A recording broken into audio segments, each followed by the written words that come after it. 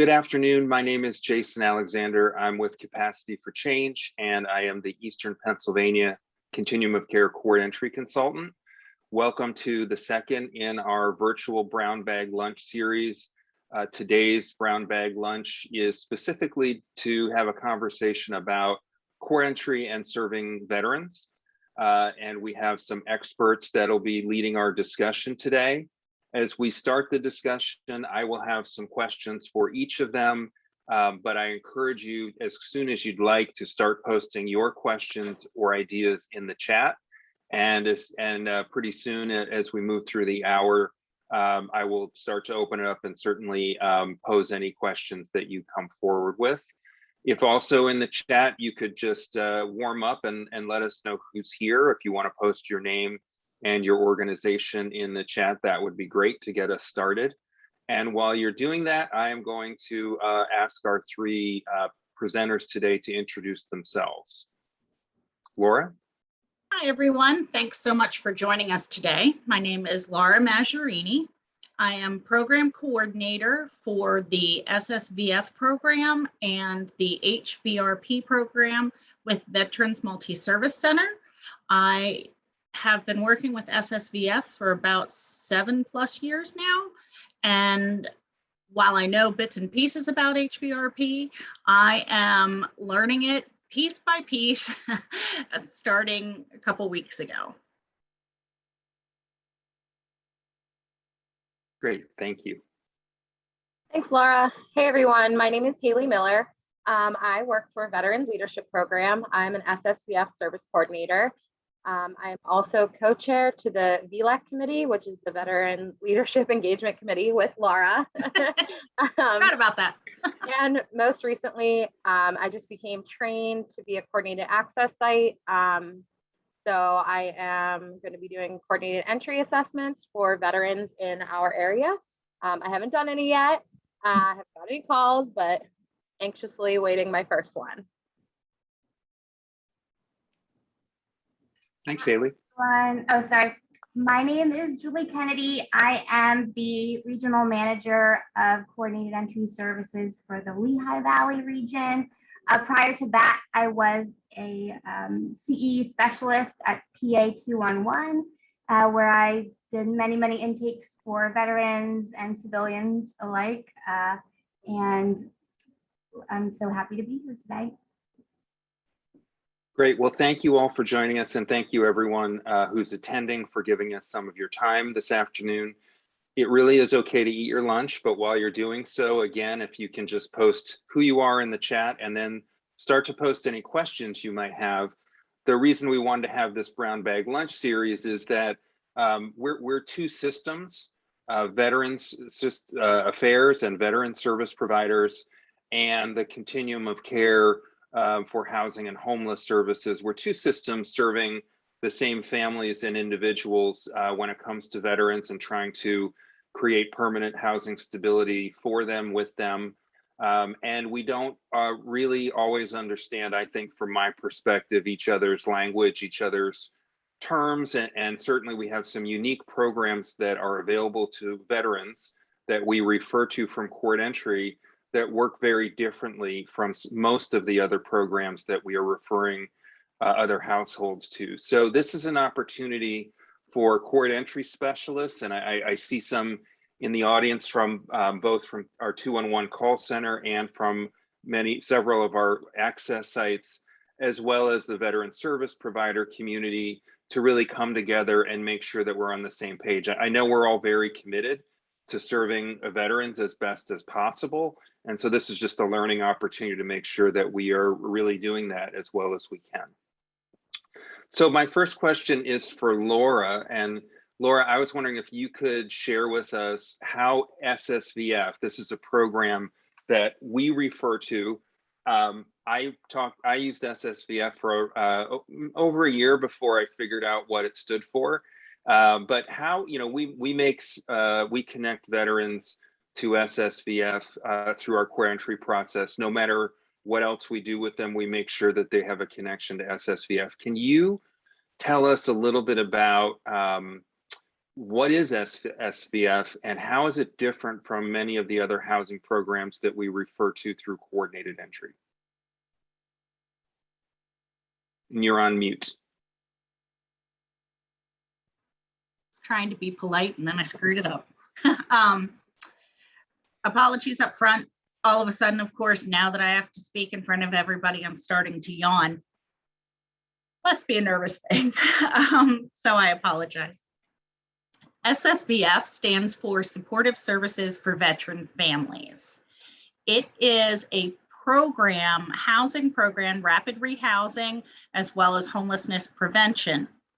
That it's a grant that is run out of the VA, and different nonprofits are able to administer and operate the grant on their behalf.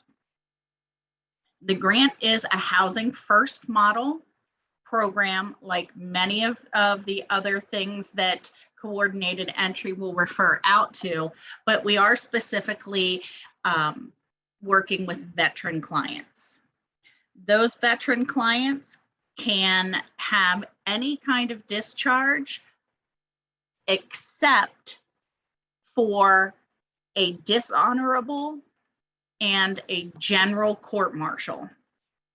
So really the vast majority of veterans in active, regular military service will qualify by way of veteran status.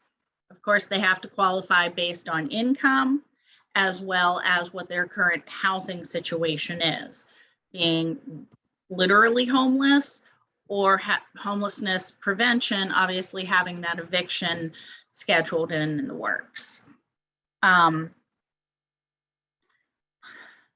When it comes to veteran status, if an individual has served in National Guard or reserves and been activated to federal duty, then they would also qualify.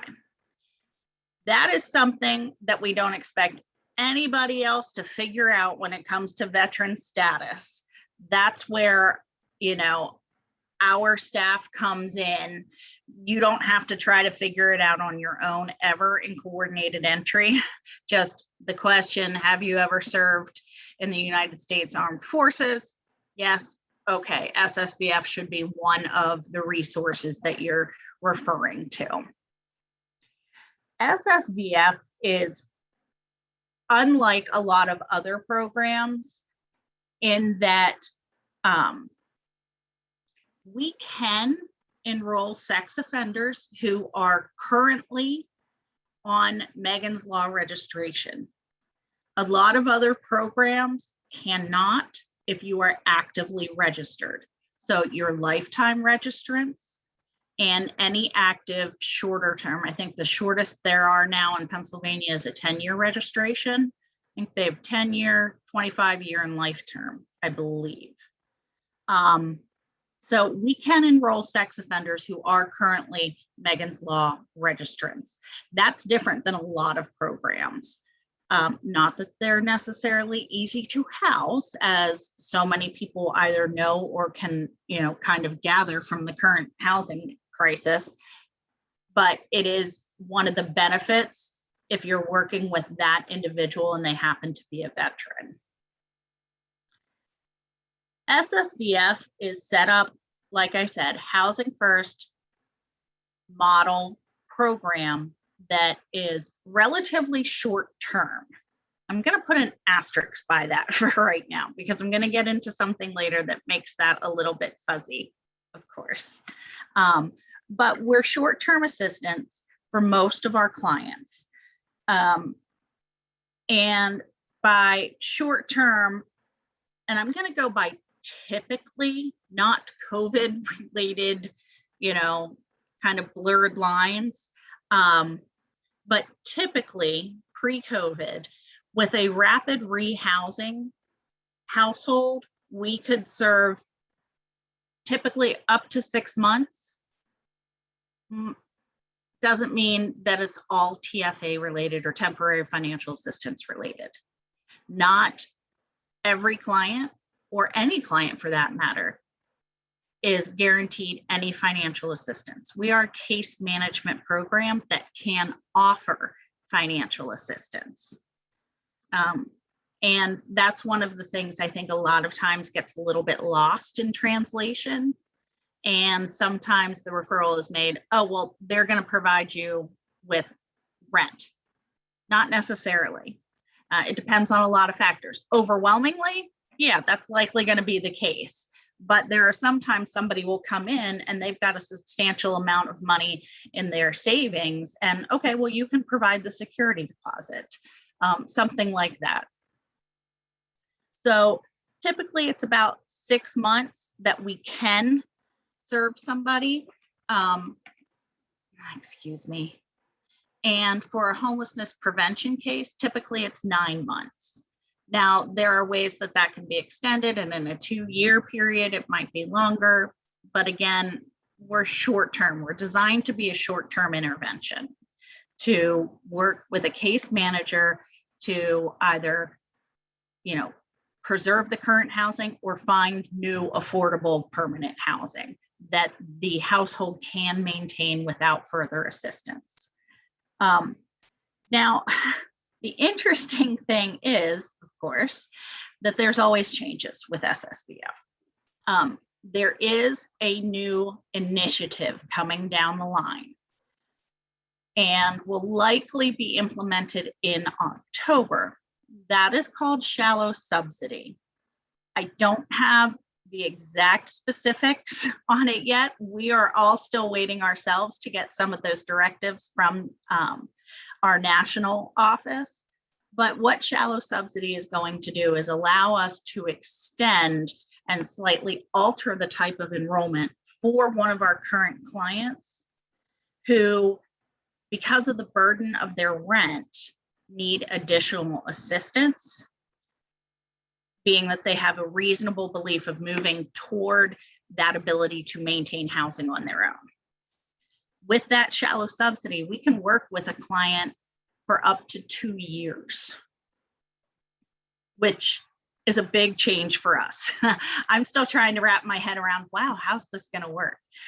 In that 2 years, once they've made that transition from a straight, let's say, rapid rehousing client to a shallow subsidy client, once they're shallow subsidy, we do not have to recertify the client. And if their income increases during that 2 years, it doesn't change the fact that they are enrolled with us, because the goal is to get them to a place where they can continuously maintain their own rent, which is a really interesting advance, in my opinion. So that shallow subsidy that we would be able to provide, right now we are hearing up to 30 to 35% is what SSVF can contribute to the rent, with the client paying the remainder. That may shift. That's why I said we don't have all the specifics yet. We were told it may be a little higher than that. So I would imagine it's going to go no lower than 30%, and I believe 35%. But again, we're waiting for some of that guidance. And during that time, once they become a shallow subsidy initiative client, they will start receiving light touch case management. And of course, if anything evolves during that time, it would be progressive case management. Do they need a little more right now? Yes. Okay, it's going to happen. Once potentially an issue is coming to a resolution, then we may back off a little bit. The one thing that SSVF programs are really wonderful with is one of the first things we tend to do is immediately make sure that the client is connected with the VA if eligible, and getting them really connected to whatever VA benefits for which they may be eligible. Because there are benefits out there that as a non-veteran, I don't necessarily know about. I don't ever want to be the one to make that call of, yeah, you're eligible for this or you're likely eligible for that. I don't know. So we send them to the experts and get them connected with the VA. We can also get them connected with other veteran resources very quickly. That's one of the great things about SSVF. The last thing I want to mention that's different than a lot of other programs is SSVF program now has a position that is called a healthcare navigator. And all of the SSVF providers have this position. Some have a full-time healthcare navigator, some have a part-time healthcare navigator. Regardless, they have one on staff. And this particular individual, they're charged with connecting with the SSVF clients, determining what medical, whether it's physical or mental health, what medical needs they may have, and making sure that the client is getting connected to the correct services, making sure that the client is learning about their current issues, because we have a lot of clients who say, well, I was told this, but I don't really know anything about it. So really making sure that some of those medical, and again, physical or mental health, some of those potential barriers to self-sustainability and maintaining housing are really addressed. The healthcare navigators with whom I have interacted, they are great at making sure clients are getting to appointments. Clients are, renewing their prescriptions and taking them correctly, getting connected with mental health providers, whether they are doing that through the VA medical centers or through private insurance, getting people connected with insurance who may not have been connected with insurance before, making sure somebody, if eligible for VA health, is getting connected with that. It's a wonderful position that we have. So that's a very exciting thing. I think those are really the biggest differences in SSVF. I know I kind of rattled it off very quickly. Please later, if you have questions about something I whipped through, let us know. You've got a lot of our providers on, and we can all kind of chime in and make sure I've said everything correctly. Great. Well, thank you, Laura. Many of us who work in the CoC were jealous enough that SSVF is one program that can be used as needed for either homeless prevention or rapid rehousing. But with the breaking news that at some point you'll have a shallow subsidy offer, opportunity and healthcare navigator services, now we're even more jealous. So we rock. We rock. So this is why, and that's exactly why our court entry policies and procedures and the way we train our court entry specialists is to make sure that everyone who says they're a veteran is connected to SSVF, no matter what else we connect them to.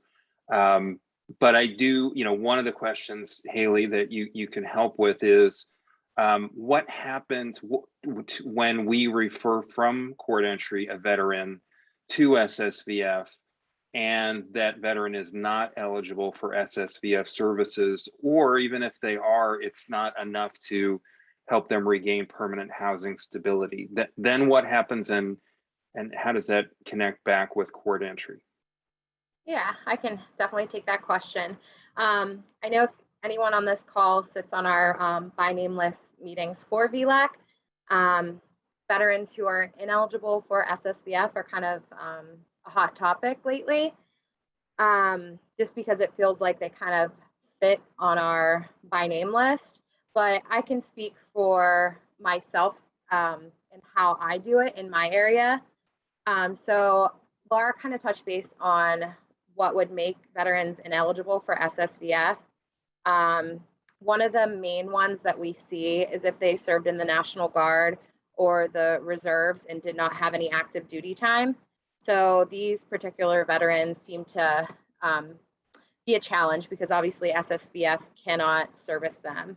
So I can kind of go through, if I were to get a veteran and the coordinated entry specialist says they served in the Guard, I automatically reach out to them no matter what and ask for their DD-214 because we are the experts in that field. So we can kind of determine from there if they aren't eligible. And then another reason we see veterans who are not eligible for SSVF is because they're over income for the SSVF program. So they would exceed the 50% of the county AMI. So first, I'll touch base on the veterans who are over income for SSVF. If I do get a veteran that's over income and I see that they could be possibly eligible for VA services, I automatically refer them to the VA homeless team. For me personally, in my area, that would be the Altoona VA, but every catchment area has a VA that works with them. So starting out and referring the veterans there, because they don't have income guidelines to case manage and assist these veterans. And while they may not be able to assist financially, these veterans probably just need a little bit of budgeting assistance to get into an apartment of their own. So I always start there. For veterans who are also over income, the local county veteran directors are a good resource in our areas. Every county has one. So just knowing those resources and those directors is a good place to start. As far as the veterans who, like I said, are ineligible because they served in the Guard or the reserves with no active duty time, those ones can be a little more challenging. First and foremost, I always start off by updating their CE intake notes, stating that they are not eligible for SSVF due to this reasoning. So that way, if another agency is looking in on the by name list, they're able to see that SSVF cannot service these veterans. But if I talk to a veteran and I tell them, unfortunately, SSVF can't assist you, but these are the resources that I can give you to help. So I always refer back to like the local community action agencies or the agencies that have the rapid rehousing programs, the shelters. I know there's, personally for my area, there's quite a few shelters who don't participate in coordinated entry. So I give the veteran those numbers and those information so that they're able to reach out to them. The National Guard Readiness Center is a good resource for these veterans, and Area Agency on Aging. Even if the veteran isn't over the certain age, they can sometimes assist with like first month's rent or something like that. So I'm going back to, like I said, the service coordinators for the SSVF program are the experts in their particular counties. So there may be other programs in their counties that can service veterans who are in the Guard or the reserves. I know for my county, particularly through the Blair County Community Action Agency, there's a program, it's called the REP program, and they have funding specifically for veterans who were in the Guard or the reserves. So if we get a veteran and we screen them for SSVF, we don't just say, sorry, there's nothing we can do to help and hang up. We make sure that these veterans are connected to services. And also, they, like I said, they do end up on the by name list. So just putting these case notes in so that other agencies who are also reviewing the by name list know to reach out to them. So I think that's pretty much it for veterans who aren't eligible for SSVF. But like I said, we definitely take the time to ask them for their veteran status, pull a Squares report to see if they are eligible, and then go from there. That's great. Thank you so much, Hayley. And again, as you're listening, if you have any questions, please post them in the chat. You know, we've had core entry in the Eastern Pennsylvania Continuum of Care since January of 2018 as a full continuum of care system. Only in the last year have we been able to partner with some veterans service providers to create dedicated veterans core entry access sites. As Hayley mentioned, Veterans Leadership Program is one. Veterans Multi-Service Center is our second. The Lebanon VA Medical Center, and I know Erica Pollard is on the lunch, is our third. And we're talking in discussion with other SSVF providers about expanding that. But the vast majority of people still connect with our core entry system through either our 211 call center or one of our walk-in access sites. And Julie, as a longtime core entry specialist who's now a core entry regional manager in Lehigh Valley, you've had a lot of experience, I'm sure, doing core entry intake with veterans. And I think for our other core entry specialists out there, both at 211 and our access sites. Maybe you could talk a little bit about the most respectful ways to talk to veterans and some of the strategies you use to help make sure that veterans are getting connected to all the right services. Of course. Thank you, Jason. Yes. So in my dealings as a housing specialist at 211, of course, I completed many intakes with veterans, individuals who may have wanted to accept SSVF referrals or may not have. So how we will talk a little bit later on about service resistant individuals, but the main takeaway that I wanted to leave you with today is about cultural competency, which we don't often think of veterans as a culture. We think of different things when you consider cultural competency, but the veterans culture it's strong. It's based on a service. It's based on service. So when you're a service provider trying to meet someone that has been focused on service for so long, it can be very difficult for them to take that step and ask for help. It can be almost a shameful thing for them. They can take it as kind of their pride is a little hurt if they do seek services. So one of the best things to do is just thank them and encourage them in that initial dialogue that you have with them. Laura had mentioned and Hayley had mentioned about some of the different services and acronyms, and there's so many when it comes to the veterans world. The good thing for CE specialists in that initial intake is you don't need to know any of the acronyms other really than SSVF, which is Supportive Services for Veteran Families. And it truly is a wraparound service. So if you think of in our last brown bag lunch, we spoke about survivors of domestic violence. They have a very specific pathway through this. And then veterans do as well. So we're triaging them very similarly, asking them as soon as they do confirm that they are a veteran and provide us just with that simple yes. That is when we start building that foundation for them and making sure that they're connected with services at with their permission to do so. I did have some that didn't really want to go that route. That's okay. You want to respect and honor that, but leave them with the option to call back if they want to, or to just say, you know what, here's the number for your SSVF provider in your area, and you can reach out to them and contact them if at any point in time you want to. It's about giving them that option and that number that they can hold on to. You do want to respect their boundaries. So sometimes a veteran will want to share a lot with you. Sometimes they won't want to share anything with you. And you don't need any other information other than that simple yes at the beginning. But again, just thank them for sharing. Thank you for sharing that with me was one of my main responses as a specialist, because it's just confirming it and acknowledging, validating what they just told you, and then and moving on from there. So again, you just want to acknowledge their sacrifice that they've made and honor and respect their service. You can thank them for their service, but that was one that I had asked one of our other panelists before is, can I ask that? Can I say that? Yes, you absolutely 100% can.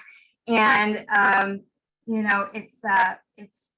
it's worthy. That statement is, they're worthy of that thanks, of course. So another thing that I wanted to highlight was that DD 214 that Hayley mentioned. So that is one that I became, that term is one that I did become a little bit more familiar with, because that would be something that was almost like immediately, well, I don't have my DD 214. I said, what in the world is that? it's your discharge paperwork. There is, if someone doesn't have it, that is, the VA, other services can assist them in getting that back or obtaining that. Sometimes individuals have lost documents and paperwork and, in these times of crisis, and it's perfectly okay if they don't have it. It's something that can be obtained again just as easily. But really those terms, just the SSVF, encouraging them to connect with them, and that DD 214 were really the only terms that I needed to hold on to as a specialist. And yeah, so the other thing that I did like that Hayley mentioned is the intake notes about whether or not an individual was eligible for SSVF services. It is very, very important when you are engaging with a veteran who wasn't eligible for services, that you don't change their status from veteran yes to veteran no.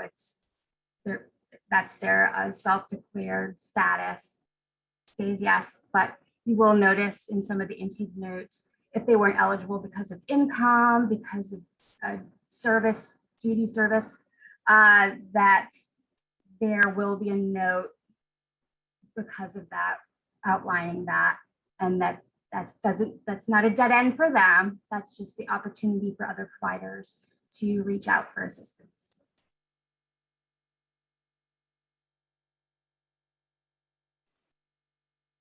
Thanks, Julie. Appreciate that. Any other follow-up to what Julie was sharing, Hayley or Laura? Did she get it right? Oh, absolutely. Okay. It just brought up a couple things in my mind that I wish I had said.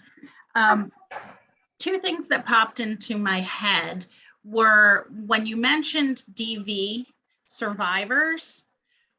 One thing that we tend to immediately do is, if somebody is identified as a DV survivor, is there are different programs, especially for female veterans, that address being a DV survivor, or sometimes you'll hear people refer to MST. MST is military sexual trauma. So there are specific programs and potential options within the VA system itself, not through an SSVF program. It would be through the VA, but that is something that we will offer as a connection to a veteran that is identifying as DV or who has disclosed any type of sexual trauma. The other thing that popped into my head was that when Julie, you mentioned, and it's so important, that there are individuals who, when offered, we can connect you with a SSVF provider, who say, no, thank you. There are veterans who want nothing to do with anything VA related. And so a lot of times they will see SSVF as, I have to deal with the VA. That's not required. Someone does not have to engage with the VA medical centers or their homeless teams directly if they don't want to. Our grant, while we link very closely with the VA for services and referrals that we make, it is not a requirement that a veteran be directly connected with the VA to participate in the SSVF program. I wanted to make sure that was out there. Yeah, that's a good explanation, because that was something not often that you would hear when completing an intake, but it happened. And some of the times it's really about gauging the conversation and kind of feeling it out. But there were times where it was just that reassurance, or that reassuring answer to that question of, do I have to respond? If they had some issue with the VA, do I have to go back to the VA? No, just, give them the chance, give them the opportunity. Sometimes I would even say, like, you know what, if you don't like it, hang up, like, just anything, do whatever you want. This is the it's all in your hands. They're driving the boat here. So it was interesting too when you said about the domestic violence survivors.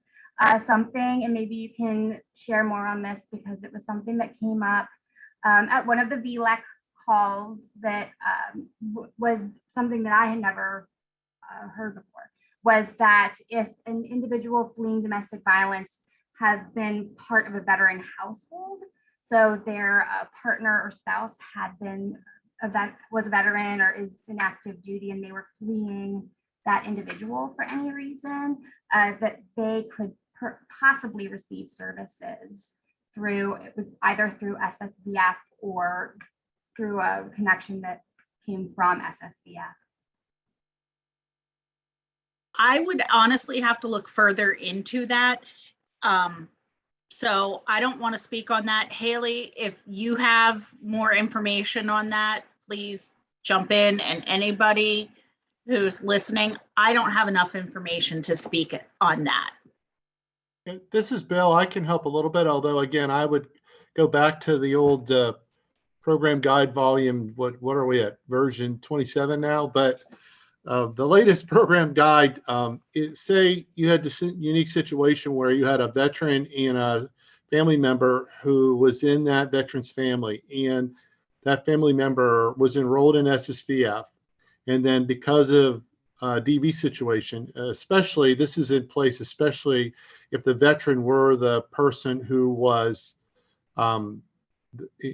directly involved in that DV situation, then that enrolled individual would maintain their SSVF benefits, even if they were no longer residing in the same household as the veteran. But there are specific limits on how long that would exist, and I would just have to be, with everybody else, I would need to look that up for you. But yes, they would continue to receive services. I do not believe that because they're fleeing DV, but the veteran isn't, that would meet the homeless eligibility requirement. That's the only thing I would have to double check. In other words, if you had this unique situation where they were fleeing DV, but the veteran wasn't homeless, then I still don't think they would meet the homeless definition. But if they and the veteran were fleeing DV, then of course they would, because in a DV, we don't need specifics. All they need to say is, I'm fleeing domestic violence, period. There's no requirement, nor should there be, for any additional. They just need to say that. And so I think that's how we would normally handle that. But I'm like with you, Laura, I'd have to look up the little nuances, but I think that's how it works. And that was my thinking, is that they would need to already have been enrolled with a household. Sounds like it's kind of in the line of if the veteran in the household goes into jail, that the household can remain enrolled until recertification, which occurs every 90 days, not 3 months, exactly 90 days. Makes it a little more confusing for us. But I think Bill is correct, but exactly like what he's stating is we would want to check into those nuances and those small little caveats and footnotes and all of that stuff. Yes, and that's a good point to stress, is that if you would see that perhaps this household was enrolled by what you're seeing in HMIS, and that has happened, that the veteran might be the perpetrator now and is no longer with the family, that might be a good time to even consult with a regional manager or direct supervisor and say, hey, should I alert our SSVF contacts for this, and maybe see if there can be ongoing services for that household.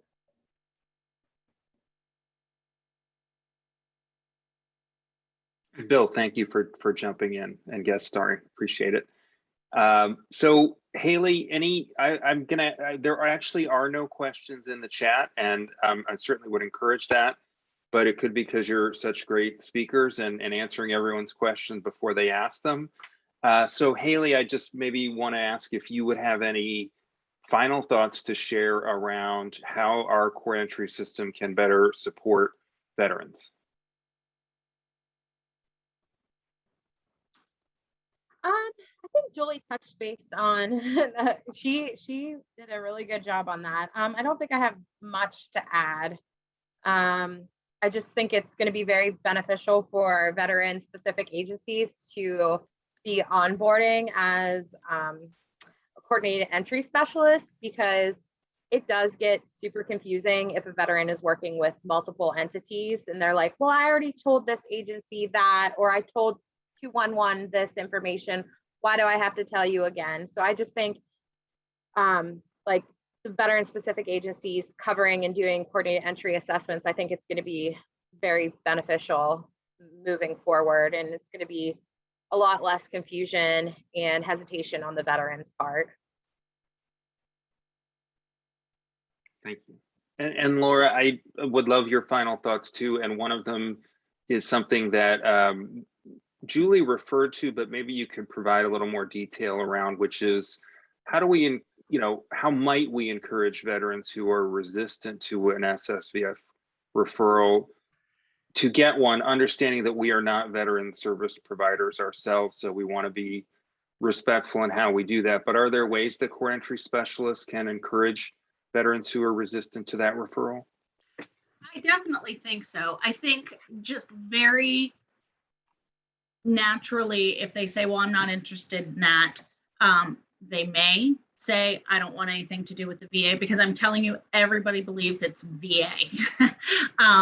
That's their first belief. They may say that it's because they don't want anything to do with the VA, or they may simply say no. Either way, one of the things that I would recommend is saying, okay, I understand that. Just to let you know that SSVF is provided through a separate community agency and is not provided directly from the VA. Letting them know that they're not calling the VA directly, they're not speaking with direct VA staff, may make the difference for some portion of those who say, I don't want anything to do with it. The other thing that you can say, if you know that there are multiple providers in your catchment area, it may be that for whatever reason, they think that VMC is the only provider in their area. They may have worked with VMC before, had a personality clash, it didn't work out well, or they just have some lingering, bitterness for whatever reason they might have. Hey, we're all human. Letting them know that there are multiple providers. All of our SSVF providers are awesome and wonderful, so I can't imagine why anybody would not want to go to any of them. But personality conflicts definitely exist. So that might be another way to get somebody engaged, especially if they say, no, I did that before, I don't want to do it again. You can always say, okay, there are multiple providers in your area, if that's the case. Jesus.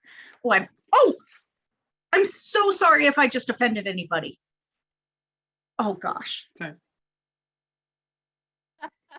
It's okay.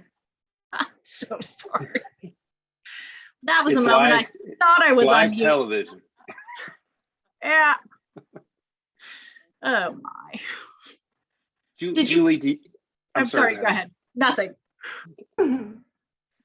Julie, did you have any insights to, as that we haven't touched on, insights as a former CE specialist, and we want to make sure that our CE specialists really get the information they need. Well, just how it is so important to, active listening. We could talk about it all day, but it is so helpful, and to just be an active listener and to acknowledge people when they share something with you that might be really difficult to share. My very last call as a housing specialist was the longest call that I've ever taken, and it was about either between 2.5 and 3 hours long, and it was with a veteran, and he had been advised by a veteran that came, that saw him. He said he was throwing sign, so I didn't know what that meant. He said it's when you're holding a sign that says I'm a homeless vet on the side of the road. So he had been doing that, and a veteran came up and said, hey, I received help through Supportive Services for Veteran Families, so SSVF. And why don't you try? So he said, call 211. So he had called 211 that day. And he's like, I'm not expecting anything out of this, but we had the most wonderful conversation. And it was just, he took this time to really share some experiences with me that probably he hadn't shared with anyone else. And, you know, I gave him the reins for that call. Maybe I let them a little loose, but it's what he needed, right? So when I attended one of my very first VLAC BNL calls, his name came up and I got so excited. I was freaking out because I found out he was about to get a house. And it was just this full circle moment for me. So I wish that every intake specialist could have that same experience and that same moment, but know that every single referral that you make, every single intake that you do results in something that can transform someone's life. Like you're doing this, you know, it can seem like a redundant task, but it's something that is so essential to what we do every day. And you are that very first, you know, that front door, that opening door, that host, and you're going to be that first impression as well. So take that time and really just, you know, engage and acknowledge and be aware of what they've done for us, for our country, and they've served us. So it's time for us to serve them. And that sounds like I've prepared that statement, but it's not. I did not do that. Well, thank you, Julie. That was great. Hayley? I would just say definitely what Julie, piggybacking on that, and having empathy towards what these veterans are telling you, because they are in flight or fight mode. They're just trying to do anything to get off the street and just getting the help that they need. And a lot of these veterans have been resistant to that for a very long time. So just really taking the time to empathize with them and listen to them. And I know it kind of seems like we go through the motions every day in and out, but just really listening to their stories and what each of them have to say. So. Thank you, Hayley. Any other final thoughts, Laura? Yeah, they keep coming. Actually, it was just pointed out to me, and I really did neglect to even consider this, which shows that I need to be, you know, more aware. In addition to just some of the types of potential blocks that I mentioned when it comes to individuals who may not be willing to, I'm sorry, my dog's trying to get out, to connect with the VA.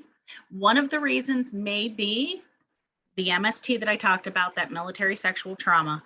Also, you do have individuals who may be LGBTQ plus who may have been court-martialed under Don't Ask, or before Don't Ask, Don't Tell. So you may have some issues there with an individual. If by chance somebody says, you know, I'm not eligible, I was court-martialed, that's when I would again direct the individual to, I know that there are some nuances in what makes somebody eligible or not with discharge. Why don't you still talk to them? Because if it's a specific type of discharge, we can still work with the individual. If it's a different kind, we can't, but we should at least look at it to see if they would like the help. Just, that was a really good thought that came out, and it's critical, I think. And I'm just going to jump in. I know a lot of agencies who have the SSVF grant. That's not the only grant that they have. So there could be other programs within that specific agency that may be able to service the veteran and their needs. So I always just like to throw that out there, because I know VLP, we have a wide array of programs that SSVF is just not the only one that we have. I did also want to share one thing. As you all know, Vandy Ryder was supposed to be a part of the panel today. She had something very important come up at the extreme last minute. And she sent to me some of her thoughts about, ways to speak to a veteran to get them to engage. And one of the ways to encourage veterans, and Vandy knows, she is a Navy veteran. She served 2 combat tours, as well as being deployed all over the place. So one of the things that she mentions, a lot of veterans are going to potentially say, oh, that's not for me. That's for somebody, that's for another veteran who needs it more than me. We hear that all the time. Or maybe somebody who served in the 80s, I didn't do combat. It's not about that. And reminding and encouraging the veteran to look at it as, you served your country and you sacrificed for your country. And to those veterans who say, well, I didn't go anywhere, I was in San Diego the whole time or something like that, I say, but if you'd gotten the call, would you have gone? Well, of course.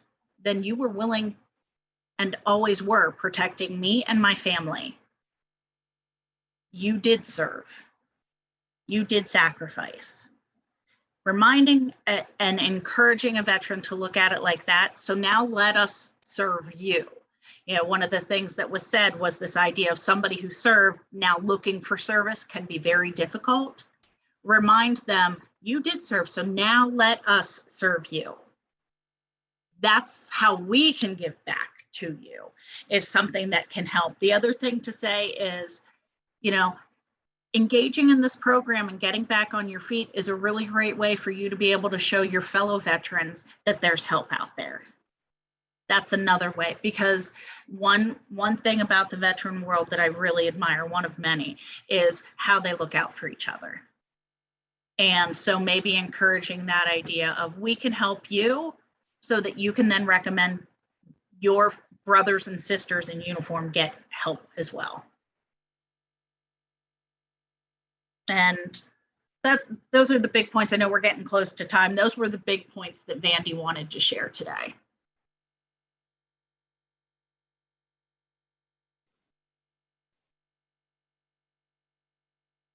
That's great. Well, thank you, everyone. And what I just want to make sure I've caught up on the chat. There's a little bit more happening in the chat. Yes, and so I think Bill and Samantha are both reminding us that there is a vast support network and system for veterans in Pennsylvania. And we're spotlighting 2 of our SSVF providers, but that's part of this much larger network, and many of them are represented here. And I think we can continue to do a better job of not only connecting all of us across the 2 systems, but making sure that we at the Court Entry System really understand everything that's out there for veterans. And now I love that there's a surprise question at the end. A question about referrals is. Yes, I had a question. Sure. The other day when I did a coordinated entry call, I did some CE referrals services, but how long, is there a timeline that those referrals have to get back to the veterans? Because I'm finding that it's either I call to verify, hey, did you get a hold of this veteran? It's more like a spot check. And they'll be like, no, we haven't got to them. And it'll be like 2 days later. Is there a time frame that we expect our services to get back to them? Or I just want to make sure that. Are you talking about like non-SSVS specific referrals? Correct. Or, okay. Correct. So like when you go in the coordinated entry and you click coordinated entry services, you put in whatever county and then they populate. So anymore, I'm like calling this services to make sure that they got a referral from me. Yes, and I could speak to that quick, Eliza. So that in the veteran world, it's called mainstream providers. I've learned that. So the how that is explained when someone would call 211 for a follow-up on their referral is that there's no way to know how many referrals are being sent at one time or on a given day. So when a referral is sent to a provider, if it's in HMIS, it's been sent and it's in their provider dashboard. So it's up to them now to respond, screen, and complete the intake process for their specific project. But there is no designated time frame as far as a return of a phone call. It's all based on their respective criteria for their program. So if a veteran is asking you about that, you would just want to confirm with them that yes, a referral has been made and that they will be contacting them as soon as resources are available.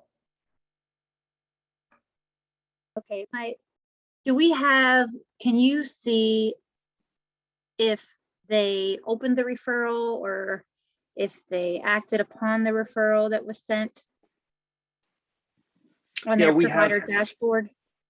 Oh, yes. So we've recently updated the dashboard so that even at the client dashboard in HMIS, you should see the outcome of a referral if it was processed by the referral provider. So it'll display as accepted, rejected, no show, information only, etc.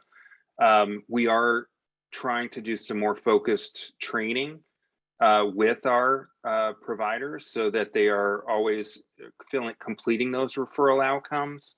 But we still got some work to go on. We've got a little ways to go on that. And we also make referrals to providers that are not in HMIS. And we really have no mechanism to follow those referral outcomes at all. So that's a really good set of questions. At least it's a work in progress for us. I appreciate it. Thank you.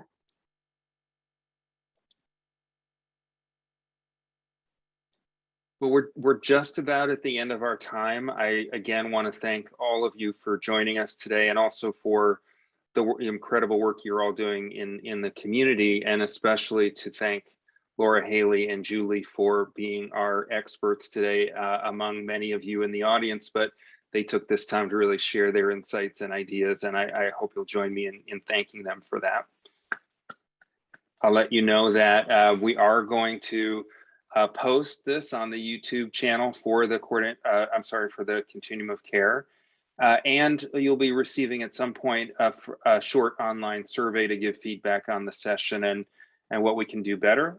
We will have another Core Entry Brown Bag Lunch virtual in September. The topic is to be announced, but even if we don't return to a Veterans Brown Bag Lunch, I'd love for all of us to be continuing these conversations in other forums throughout the CoC, and hope you'll all be part of that.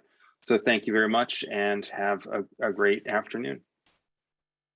Thanks for having us, Jason. Thank you. Thank you, everyone.